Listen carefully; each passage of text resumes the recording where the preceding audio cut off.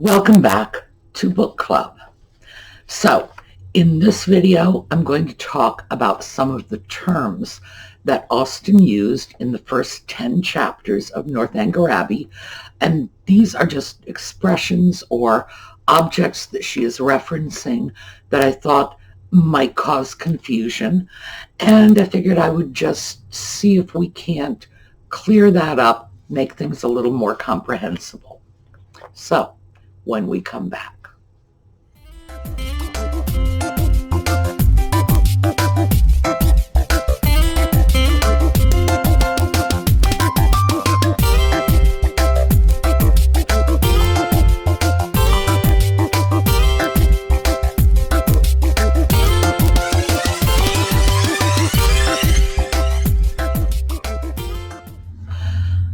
Well, in our previous videos, we have discussed the clergy, the importance of that profession in Austen's work, and provided some details on what it meant to have a living, to have a family living, to be the patron or the incumbent of a living,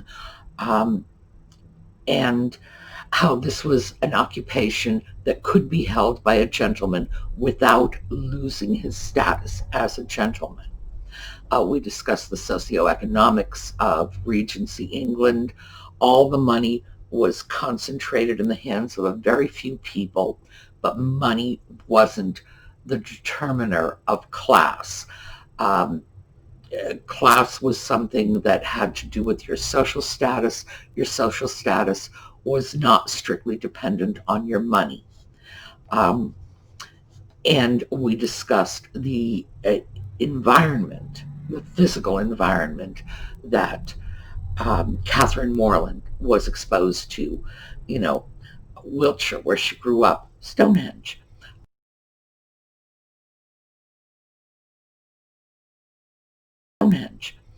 Bath, Disneyland.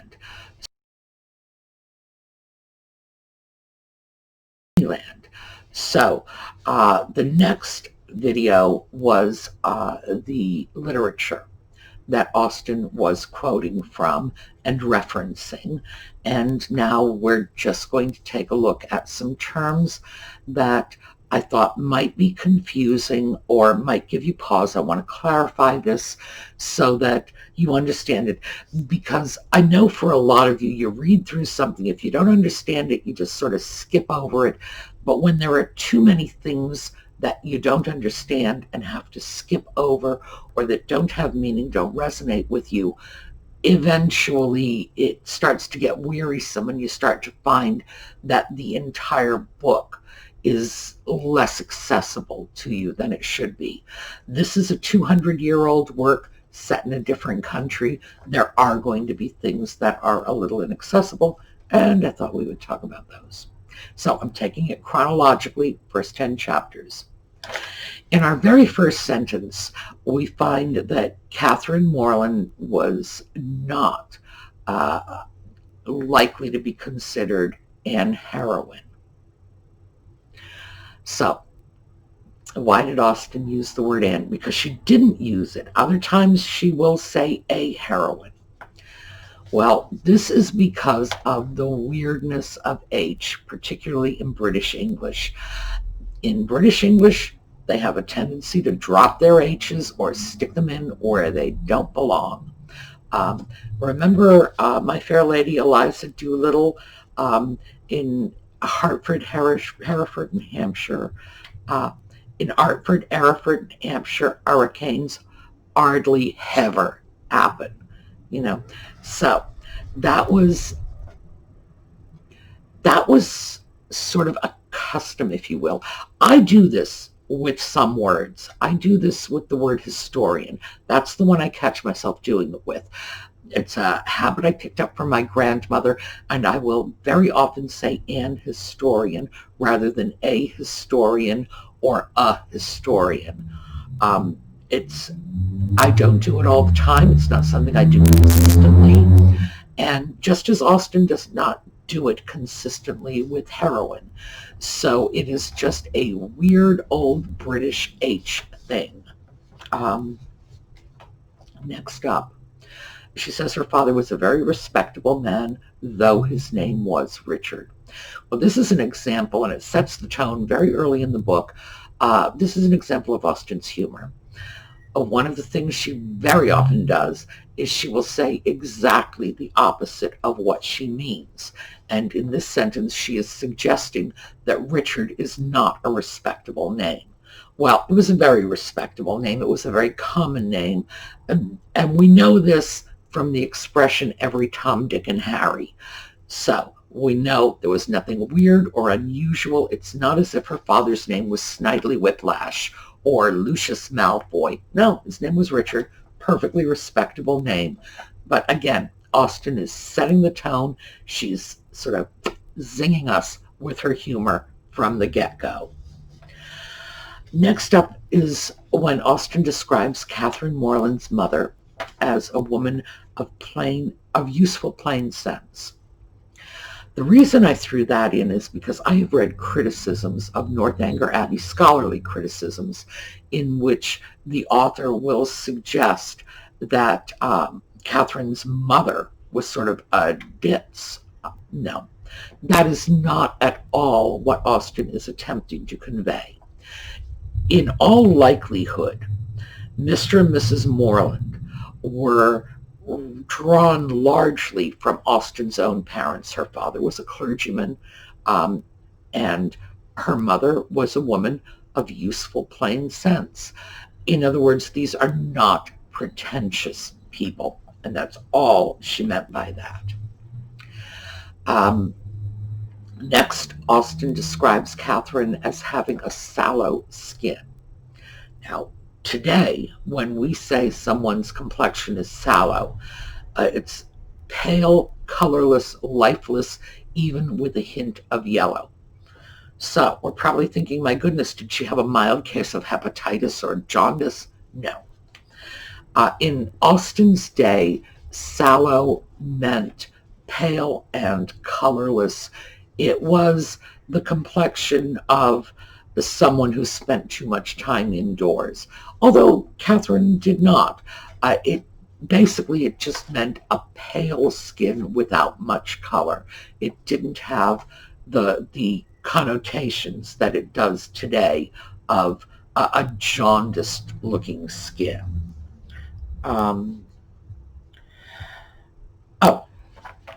Next up, tinkling the keys of the forlorn spinet. A spinet was a keyboard instrument. It was sort of a small harpsichord, not exactly a piano, but something very close. I have a picture for you.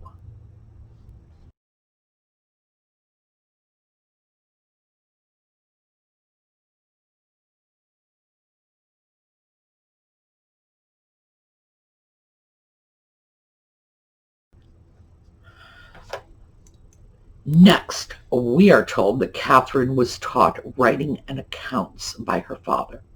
So her father taught her penmanship, and by accounts, they mean simple mathematics. This wouldn't have been calculus or geometry or algebra or anything close, but it would have been basic math, addition, subtraction, multiplication, division, the kind of mathematics you would need to maintain ordinary household or business records.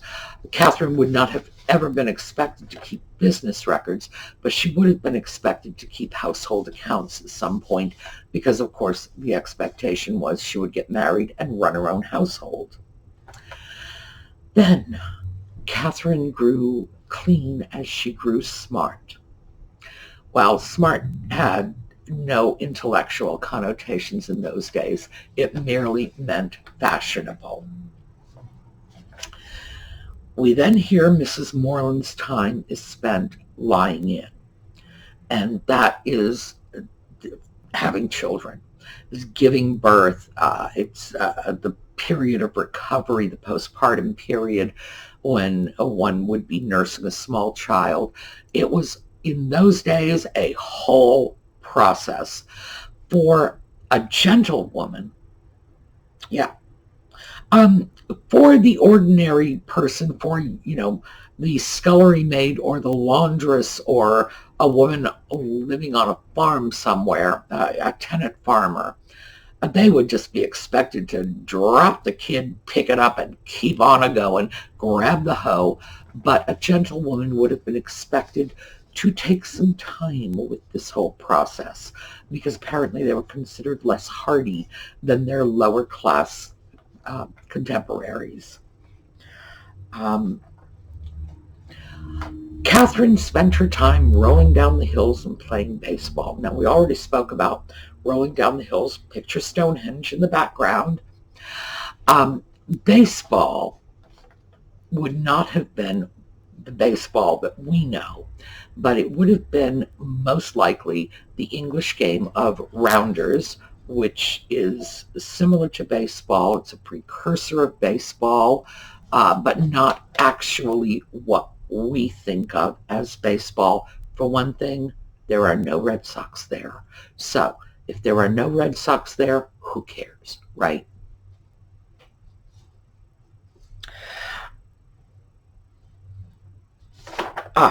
Pianoforte. And that is how it is pronounced. It is not pianoforte, it is pianoforte. Catherine is not capable of entrancing an audience with a wonderful pianoforte recital. Pianoforte is the forerunner of the modern piano, and it's in fact the forerunner of grand piano, and it falls somewhere in the category between a modern upright and a modern grand.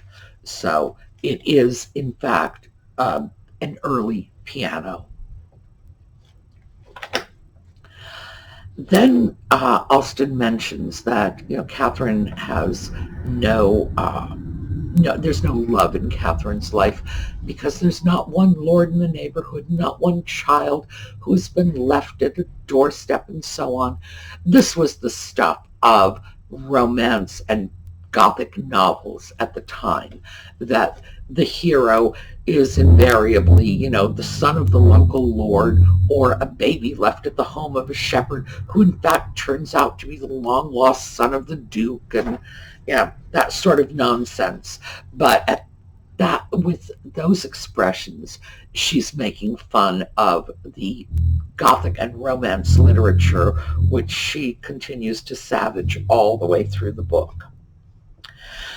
The village in Catherine grew up in Wiltshire. We spoke about that in the first of our explanatory videos. Wiltshire is 90 miles from London.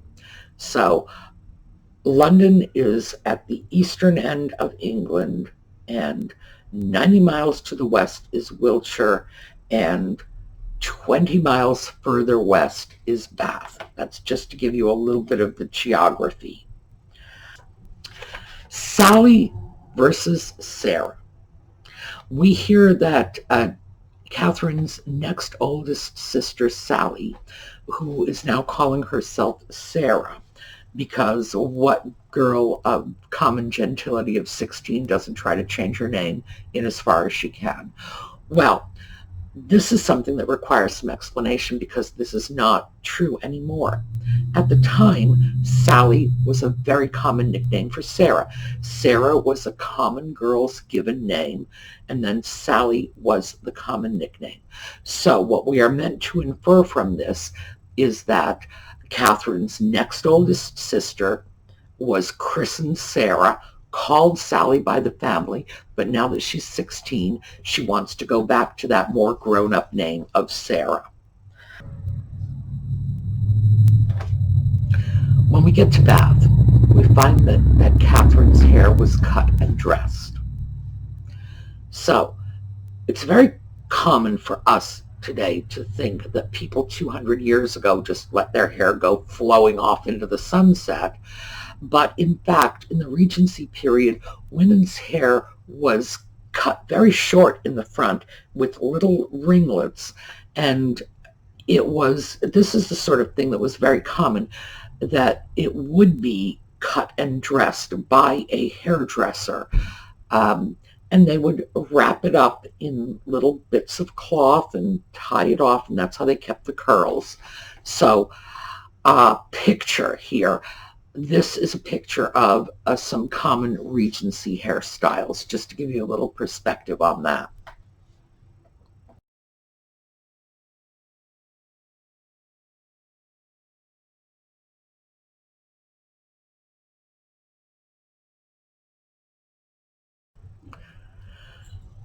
So Catherine goes to the assembly rooms when they are in Bath, and Austen mentions that the season was full.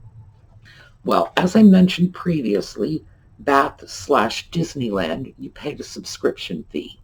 To say the season was full meant there were a great many people who were in Bath that particular winter. So the season was full. Bath was full of people.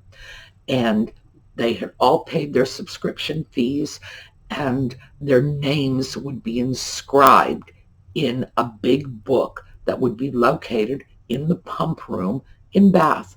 And you could go and look and see who the arrivals were, and who was coming and who was going, because the names of the people who were entitled to all of the services Bath had available, all the amenities, would all be in that subscription book in the pump room.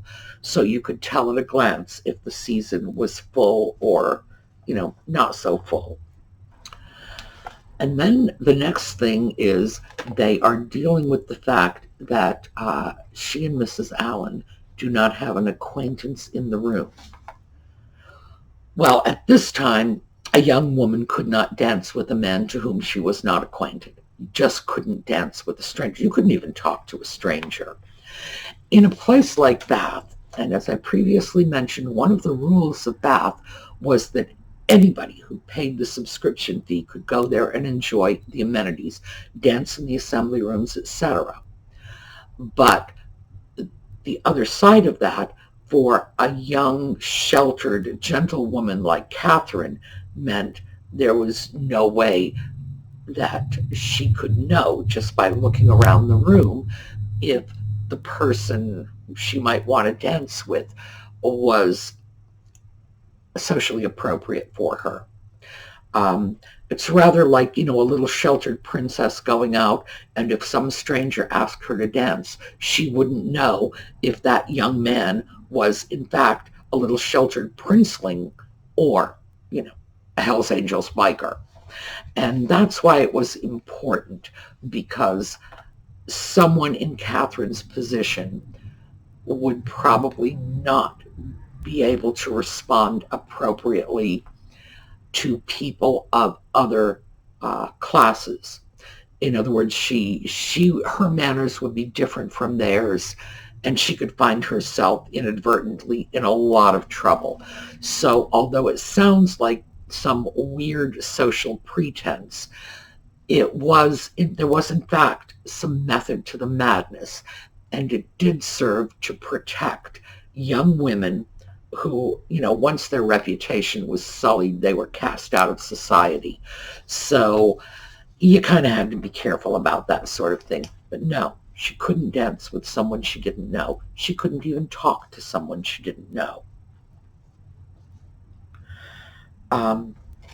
And then she went to her chair that night. This was a sedan chair, and I'm going to show you a picture of that. This is how people got around in Bath. So let's take a look at the picture.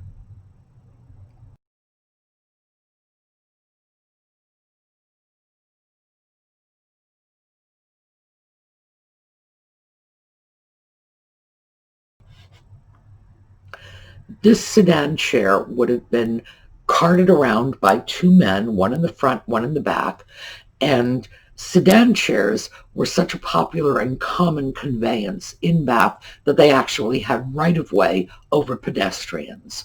So if a sedan chair was, coming down the road, the carriers, the men who carried the chair, would say, "Make way," and people would have to move aside.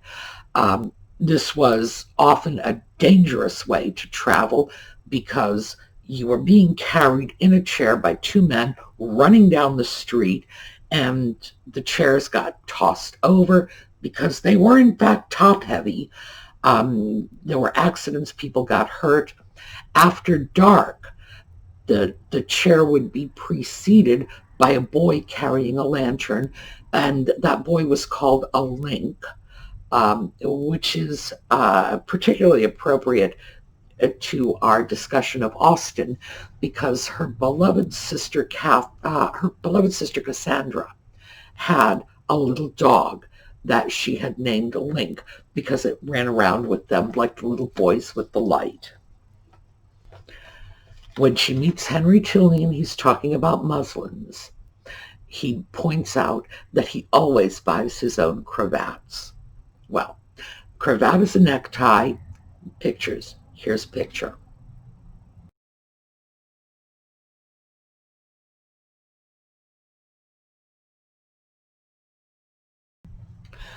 Most gentlemen most certainly would buy their own cravats, or their female relatives would make them for them because it was just a length of white cloth that was tied in a bow. So the fact that he always buys his own cravats, again, this is Austen's sarcasm. Of course he would buy his own cravats. Why would he not? When we meet Mrs. Thorpe, and she talks about her children, John is at Oxford, and we know this because he's there with Catherine's brother James. And she says that Edward is at Merchant Taylor's. Merchant Taylor's was another school with a lesser reputation than Oxford. It was more of a business school, very old, very respectable, but a business school nonetheless. And then the other one, William, was at sea. So Merchant Taylor's business school, but the older son would have gotten the better education, and that's fairly consistent with the way the Regency mind would have thought. And of course, we have then Mrs. Allen taking comfort from the fact that her lace was much better than the lace on Mrs. Thorpe's pelisse. Now, here's a picture of a pelisse.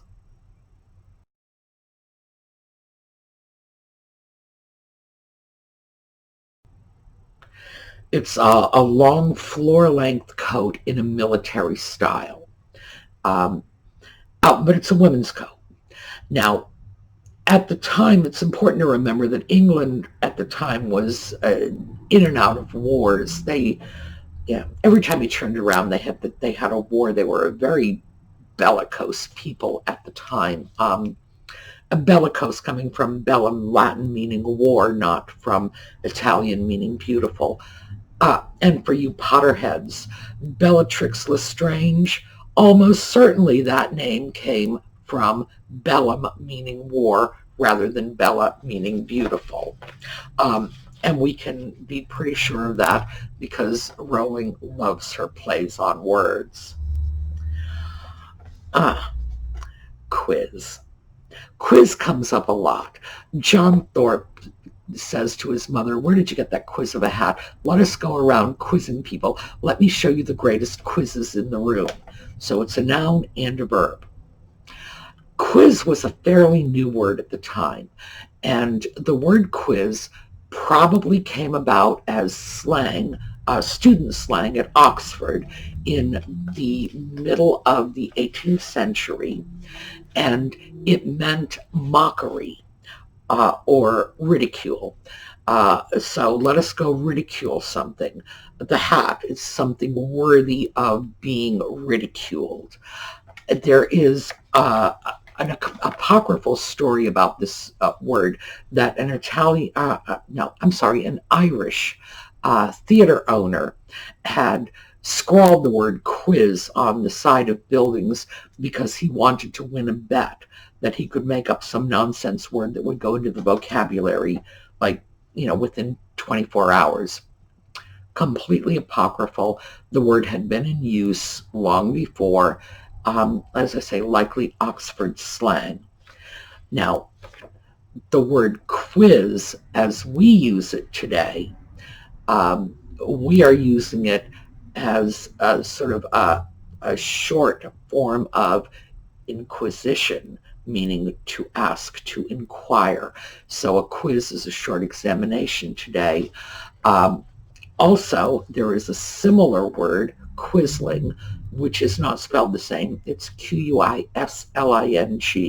That means traitor or collaborator, and we get that word into our vocabulary from Vidkun Quisling, who was a Norwegian collaborator in the Second World War. So that's everything you always wanted to know about quiz but were afraid to ask. Catherine and Isabella take half a dozen turns in the pump room. Now, this is just walking around the room. And Austen mentions this. We hear this in Pride and Prejudice, that Miss Bingley wants to take a turn around the room with Elizabeth. Must have been a very large room if they're going to get their exercise by walking around the room. But yes, all it means is just a walk around the room. Then we have a reference to conversations which had passed 20 years before, being minutely repeated. This is another reference to the Gothic novels, in which that literally happened in the novels. Somebody would just go through these detailed conversations that had allegedly taken place 20 years earlier, verbatim quotes and so on, which is part of the unrealistic nature of those books. So, Catherine and Isabella, as proof of their friendship, call each other by their Christian names. Doesn't seem odd to us. We call everybody by their Christian names, meaning their first names. At the time, that didn't ordinarily happen. You would have to be very close to someone before, you would become Catherine and Isabella. It would have been Miss Thorpe, Miss Moreland for months even, because they lived in a much more formal and much more socially stratified society. So this was it was something worth pointing out, that within a week they are calling each other Catherine and Isabella, which is, it's accelerating the friendship beyond what would have been reasonable. Next, they pinned up each other's trains at the dance. Well, the Regency gowns were long, and they would have long trains, and it would have been necessary to pin them up. They would have done that with straight pins, common pins. Common pins were used extensively in women's clothing. These people were running around like porcupines. I would not have wanted to touch an 18th or early 19th century woman for fear of bleeding, because just pins with the little pointy ends sticking out. And I have to say, I've always wondered why some enterprising young woman didn't just grab a button, stitch it on the hem of her train, and then grab a little bit of thread and make herself a little button loop somewhere else. But they didn't do it because they're not as clever as I am, or perhaps they like poking their fingers on pins. I saw a hat. It was like yours. It had coquelicot ribbons instead of green. The first time I read that, I thought coquelicot was just a peculiar spelling of calico, which is a ribbon or cloth, cotton usually, with a tiny little print in it. Calico, in fact, comes from Calcutta because it was a particular kind of cloth that had been woven originally in India. No, Coquelicot has nothing to do with calico. I just leapt to a completely erroneous conclusion, and coquelicot is a shade of orangey red that comes from a poppy, and a particular variety of poppy that was called coquelicot. James Morland pays his devoirs to Miss Thorpe. Devoirs is just French. It means obligations or duties, which means that he gave her his formal greetings. Hello, Miss Thorpe, how are you? That sort of thing. Austen just used a French term for it. How long do you think we have been running it from Tetbury? John Thorpe asks Catherine. And then he starts talking about he's going to drive his carriage 40, 50 miles a day.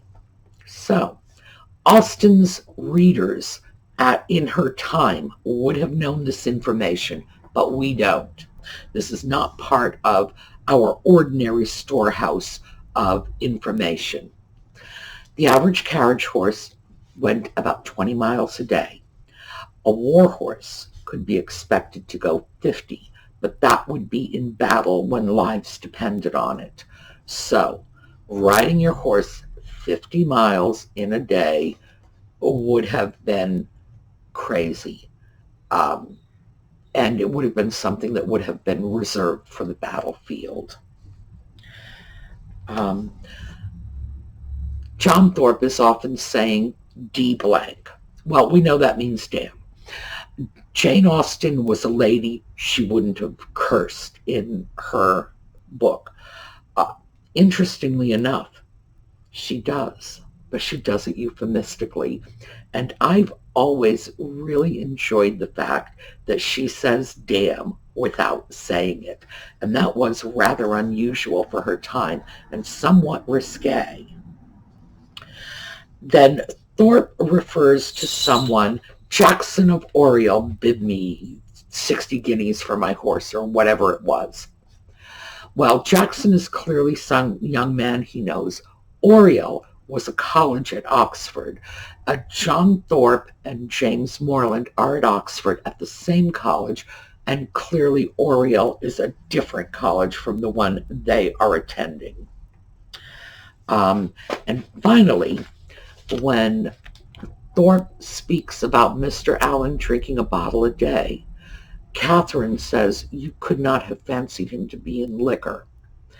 In liquor was an expression that basically meant drunk. Drunk was not, well, obviously drunk is a slang expression for intoxicated. That's what we use. They used in liquor, just a different expression for the same concept. So that is our first 10 chapters and things that I thought might have given you a little trouble. If they didn't, congratulations. If you worked out coquelicot and I didn't, I'm so jealous. All right, so have a great day, and I will see you all next time. Let's take a look at our lovely little sort of horizon pictures. We'll get our little calm on, and we will go about our lives. All right, thanks for being with me. I'm having fun with book club. I hope you are too.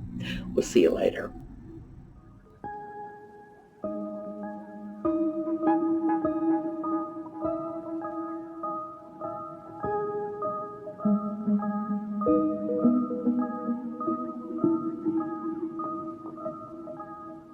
Mm-hmm.